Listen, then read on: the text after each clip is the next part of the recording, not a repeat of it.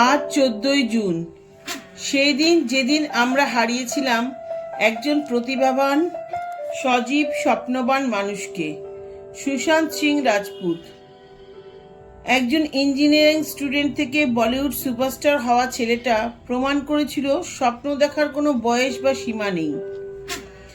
MS Dhoni, কায়পোছে, ছিছড়ে, তার প্রতিটি চরিত্র যেন জীবনের এক নতুন পাঠ শেখায়।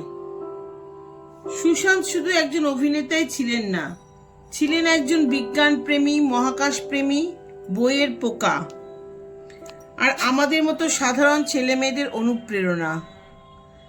আজও আমরা বিশ্বাস করতে পারি না তুমি নেই, কিন্তু তোমার কাজ, তোমার হাসি, তোমার কথা সবই আমাদের মনে চিরকাল বেঁচে থাকবে। Rest in peace Sushant. আমরা তোমাকে ভুলিনি, ভুলবো না।